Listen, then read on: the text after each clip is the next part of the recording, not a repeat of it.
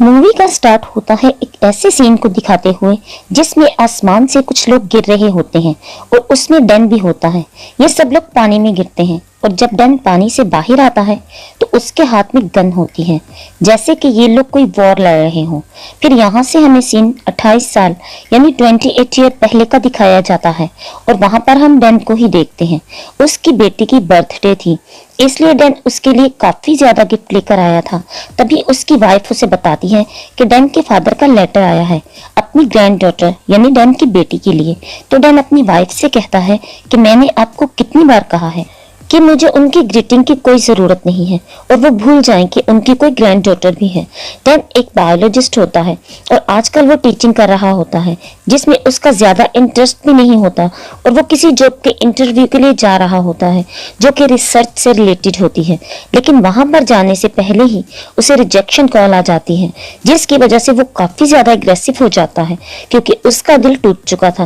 वो घर वापिस आता है और अपनी बेटी के साथ टीवी देखने लगता है जिस पर कोई फुटबॉल मैच लगा होता है। तभी हम बहुत सरप्राइजिंग सीन देखते हैं कि स्टेडियम में एक एक्सप्लोजन होता है जिससे बहुत सारी लाइट्स बाहर आती हैं और साथ साथ कुछ लोग भी। उन लोगों ने आर्मी यूनिफॉर्म पहना होता है जैसे कि वो आर्मी के ही लोग हों। उनको लीड कर रही थी एक लड़की जिसका नाम था लेफ्टिनेंट हार्ड। वो काफी ज्यादा ब्रेव लग रही होती है।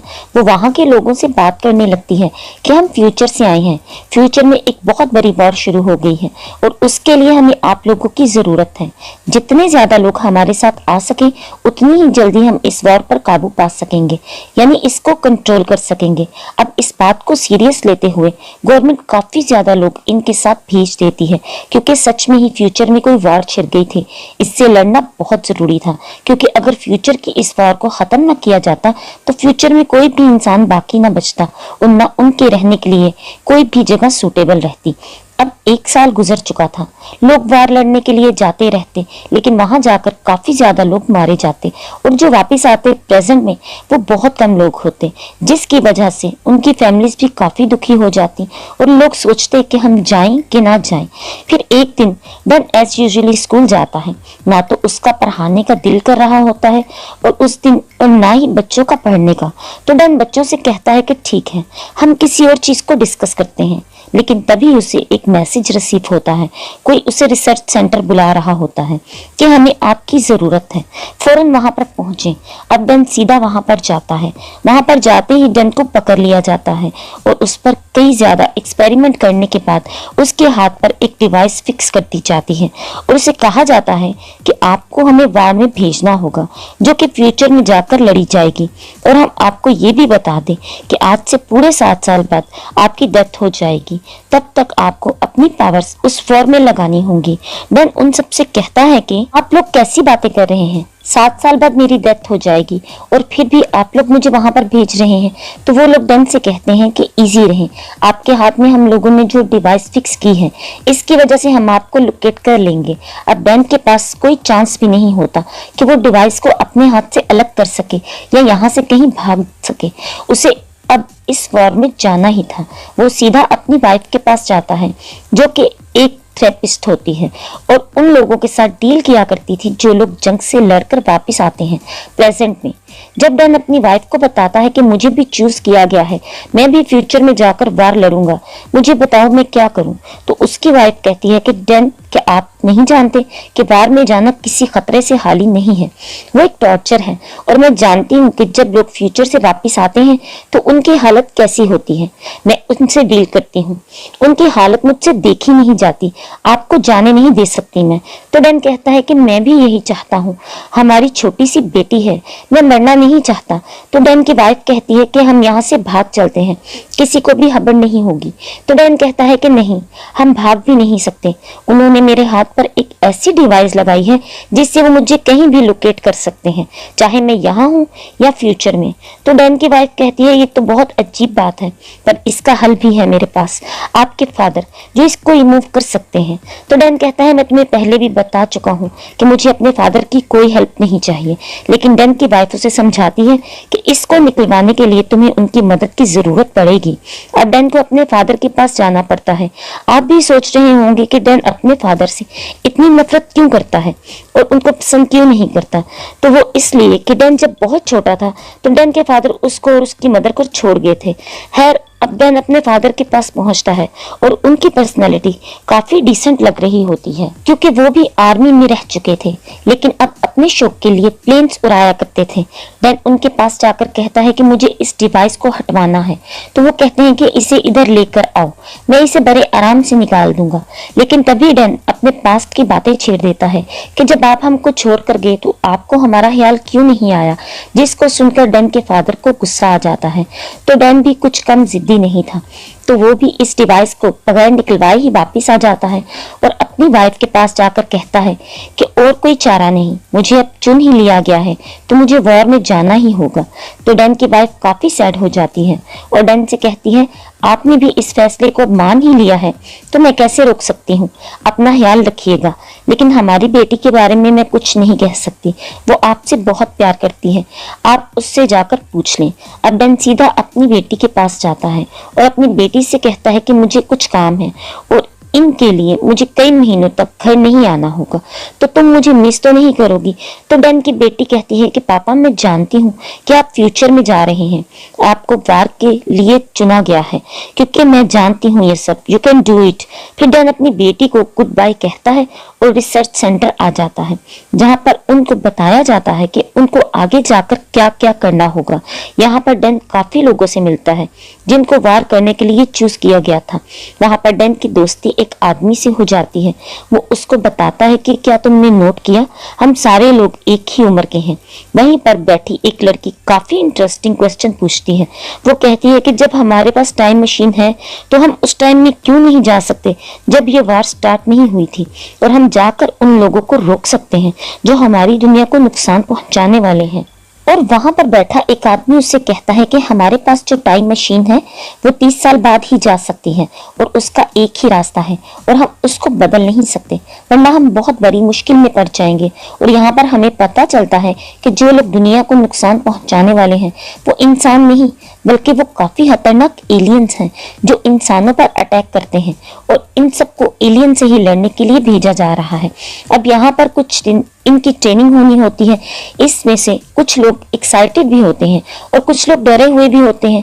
अब रात को डैन और उसका दोस्त बातें कर रहे होते हैं, तभी वहां अलार्म बजता है।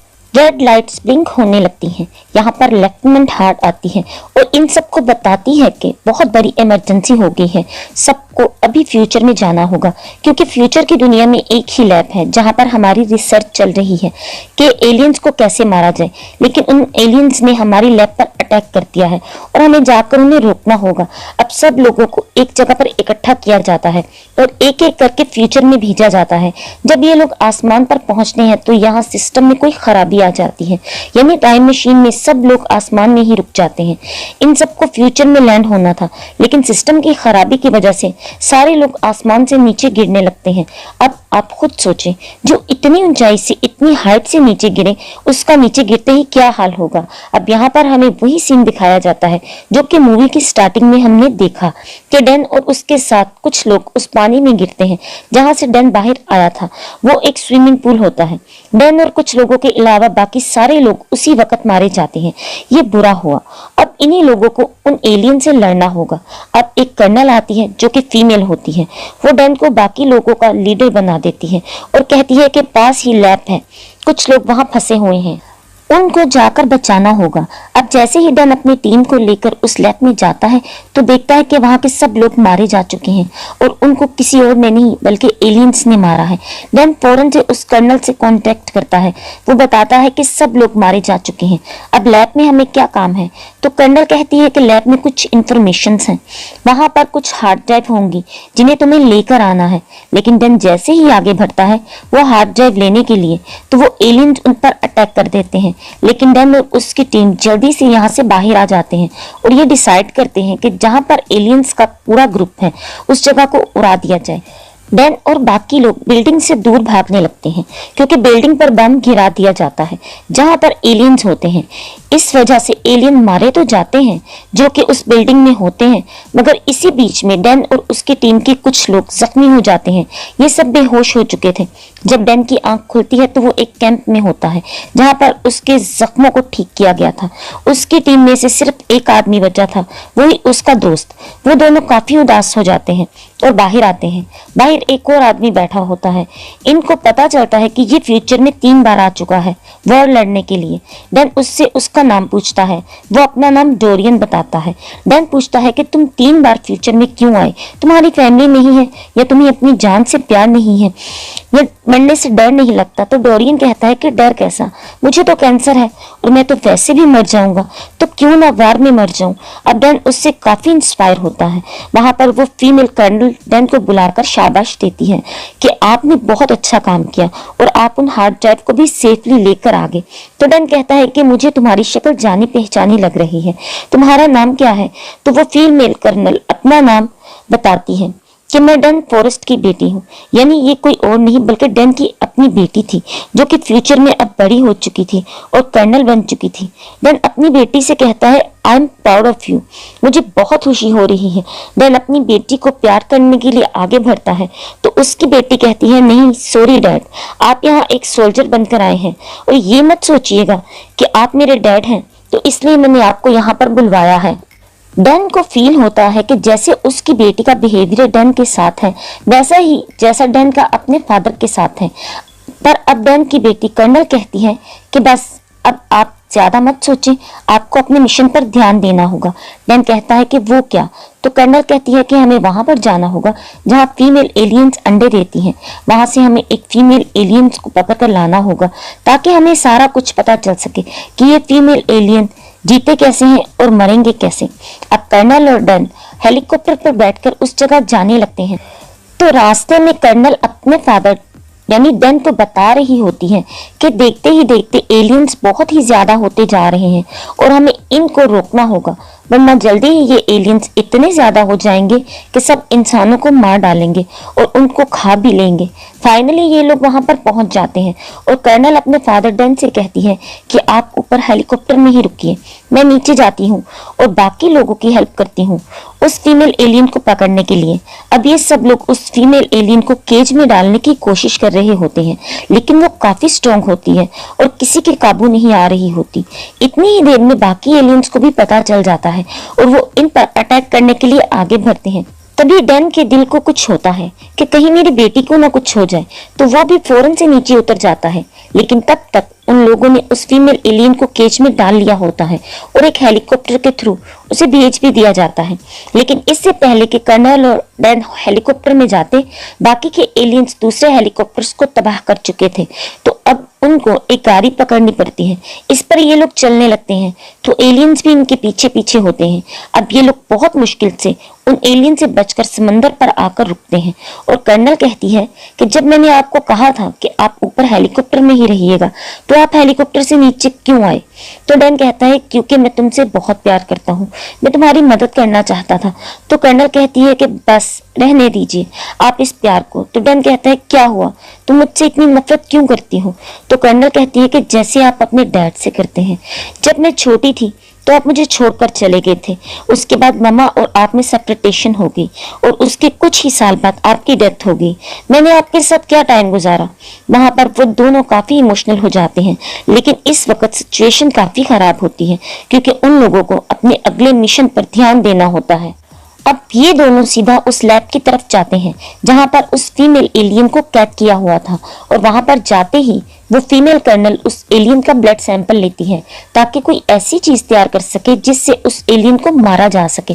अब वो अपने डैड यानी डैन के पास जाती है और उनसे कहती है कि मैं इन एलियंस को मारने के लिए कोई टॉक्सिन बना भी लूं मगर हमारे पास यहाँ पर इतना स्टॉक नहीं है, तो आपको वापस प्रेजेंट में जाना होगा। जो टॉक्सिन मैं बनाऊंगी आपको उसकी कॉपीज बनानी होंगी। तब तक मैं अपनी सर्च यहाँ पर कंटिन्यू रखूंगी। डैन काफी हैरान होता है और अपनी बेटी से पूछता है, तुम मुझे ही क्यों भेज रही हो? क्या आपको अपने फादर से इतनी नफरत है? तो वो कर्नल कहती है कि बस करें डैड, मुझे सबसे ज्यादा ट्रस्ट अपने डैड पर ही है और मैं जानती हूँ कि आप कर सकते हैं। याद नहीं, मैंने आपको पहले भी कहा था कि यू कैन डू इट। जिसको सुनकर डैन काफी खुश होता है, लेकिन वो अपनी बेटी से कहता है कि मैं तुम्हें यहाँ अकेले छोड़कर कैसे जा सकता हूँ? ट्रस्ट मुझे भी तुम पर है, लेकिन ये एलियंस बहुत ज्यादा खतरनाक है। तो कर्नल कहती है कि मैं भी आपकी ही बेटी हूँ, मैं इनसे लड़ सकती हूँ। तो डैन कहता है कि ठीक है, मैं जाऊंगा, लेकिन जल्दी ही वापस आ जाऊंगा। और फिर वो दोनों उस जगह के लिए निकल जाते हैं जहां से टाइम मशीन को यूज करके डैन ने वापस जाना था। पर तभी उस फीमेल एलियन को होश आ जाता है और वो जोर जोर से बोलने लगती है, जिसकी आवाज सुनकर बाकी एलियंस भी वहां पर आ जाते हैं और उन दोनों पर अटैक करने की कोशिश करते हैं।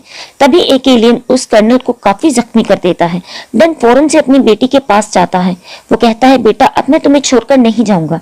तो कर्नल कहती है कि डैड आपको जाना होगा, सब बातों के लिए मुझे माफ कर दे। मैं बस आपसे नाराज थी क्योंकि मैं आपसे बहुत ज्यादा प्यार करती थी, लेकिन अब मुझे पता चल गया है कि आप क्यों गए। मैं आज भी आपसे उतना ही प्यार करती हूँ। इसी के साथ ही एक एलियन कर्नल को अपनी तरफ खींच लेता है। तभी डैन अपनी बेटी को बचाने के लिए वहां पर जंप लगाता है। तभी टाइम मशीन में होने की वजह से वो प्रेजेंट में आकर गिरता है। जब वो होश संभालता है तो काफी ज्यादा परेशान और उदास हो जाता है क्योंकि उसको डर था कि कहीं एलियंस ने उसकी बेटी को मार ना दिया हो। डैन देखता है कि उसका दोस्त भी वहीं पर है। तभी वो लेफ्टिनेंट हार्ट से कहता है कि फौरन से इस टॉक्सिन की कॉपीज बनाएं, मुझे इसको लेकर फ्यूचर में जाना है। मेरी बेटी मेरा इंतजार कर रही होगी। मैं तो ये भी नहीं जानता कि वो जिंदा है या नहीं, लेकिन उसका ख्वाब था कि ये टॉक्सिन एलियंस पर यूज करे और उन्हें मार डाले। तो लेफ्टिनेंट हार्ट कहती हैं कि नहीं, अब हम फ्यूचर में नहीं जा सकते क्योंकि हमारी टाइम मशीन खराब हो चुकी है। जिसको सुनकर डैन काफी उदास हो जाता है। वो सीधा अपने घर जाता है और अपनी वाइफ और अपनी बेटी से मिलता है। डैन अपनी बेटी को बहुत प्यार करता है क्योंकि वो जानता था कि उसकी बेटी बड़ी होकर कितनी इंटेलिजेंट और ब्रेव गर्ल बनेगी। डैन अपनी वाइफ को सब कुछ बताता है कि हमारी बेटी दुनिया की हीरो बनेगी।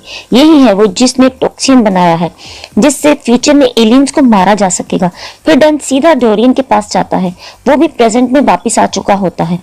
उसके पास एक एलियन का नाखून होता है जिससे उनको पता चल सकता था कि इस एलियन का ओरिजिन क्या है। वो सीधा उस नाखून को अपने दोस्त के पास लेकर जाता है जो कि उसको चेक करके बताता है कि इसमें लावा की राख है। लेकिन ये वो सब जानने के लिए काफी नहीं है। इन एलियंस ने सबसे पहले कहां पर अटैक किया और ये आए कहां से हैं। तभी डैन कहता है कि रुकिए, मैं जिस क्लास में पढ़ाता हूँ उसमें एक ऐसा लड़का है जो कि हर वक्त लावा की बातें किया करता है, वो हमें बता सकता है। फिर ये सब उसके पास चलते हैं। उस बच्चे यानी स्टूडेंट के पास जाते हैं। वो बताता है कि जिस जगह लावा निकला था उसके कई साल बाद वहां पर बर्फबारी शुरू हो गई और इतनी ज्यादा बर्फबारी हुई कि वो लावा और उसकी राख बर्फ के नीचे ही दब गई और वो एलियंस भी वहीं कहीं थे जो कि उस बर्फ के नीचे ही रहने लगे। लेकिन फ्यूचर में जब सूरज की गर्म शुआओं से वो बर्फ पिघलना शुरू हुई तो वो एलियंस बाहर आ गए और उन्होंने इंसानों पर अटैक करना शुरू कर दिया। वो इंटेलिजेंट बच्चा इनको सारी लोकेशन भी समझाता है। इनको ये बात अच्छे से समझ आ चुकी थी। फिर डैन अपने साथियों को लेकर स्पेशल फोर्सेस के पास जाता है और कहता है कि हमें उस जगह जाना है ताकि हम उन एलियंस को खत्म कर सकें। तो वहां का हेड कहता है कि हरगिज नहीं, ये सिचुएशन पहले ही काफी खराब है, मैं तुम्हें कोई भी एक्सपेरिमेंट नहीं करने दे सकता। डैन पहले तो काफी होपलेस हो जाता है, लेकिन तभी उसे ख्याल आता है कि उसके फादर को प्लेन्स उड़ाने का बहुत शौक है और उनके पास भी प्लेन पड़ा भी होगा। फिर डैन सीधा अपने फादर के पास जाता है और उनको बताता है कि आपकी ग्रैंड डॉटर अब एक कर्नल है और वो फ्यूचर में बहुत अच्छा काम कर रही है, लेकिन अब उसकी जान को खतरा है क्योंकि एलियंस उसे अपने साथ ले गए हैं। अगर अभी हमने एलियंस को मार दिया तो फ्यूचर में मेरी बेटी की जान को भी कोई खतरा नहीं होगा। क्योंकि डैन के फादर अपनी ग्रैंड डॉटर से बहुत प्यार करते थे तो वो मान जाते हैं कि हम सब मिलकर उस जगह जाएंगे। उनके साथ लेफ्टिनेंट हार्ट भी आ जाती है जिसने टॉक्सिन की कई ज्यादा कॉपीज बना ली थी और उनकी टीम में कुछ और लोग भी होते हैं जो कि वहां पर जाकर एलियंस को मारने वाले थे। अब ये सब लोग उस जगह पहुंच जाते हैं और बर्फ को पिघलाने के लिए एक ब्लास्ट करते हैं। डैन के फादर और डैन का दोस्त बाहर ही रुकते हैं। डैन खुद नीचे बर्फ में जाकर देखता है कि एलियंस रहते कहाँ पर थे। फिर इन्हें एक ऐसा रूम दिखाई देता है जहाँ पर काफी ज्यादा एलियंस सोए होते हैं।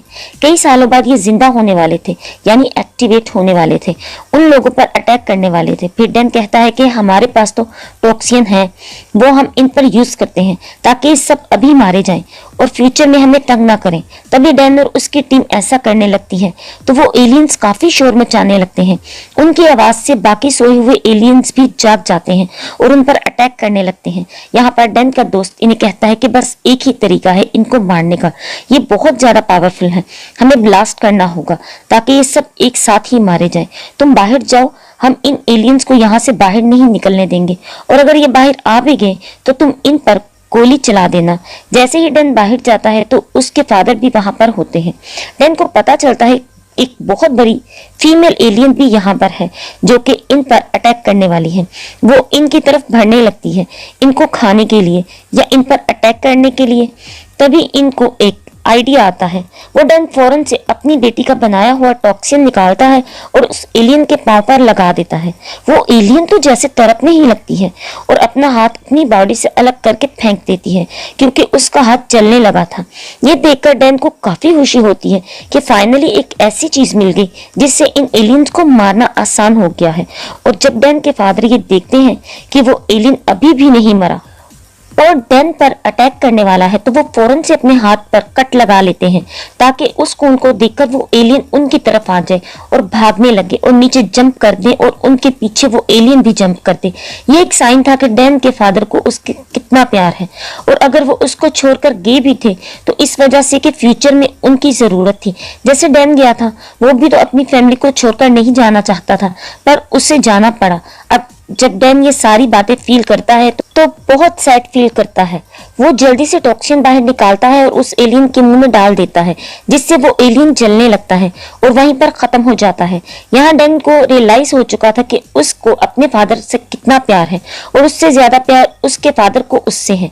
अब वो सारे लोग एलियंस को खत्म करके सेफली अपने अपने घर जाते हैं और डैन के साथ इस बार उसके फादर यानी उसकी बेटी के ग्रैंडफादर भी थे।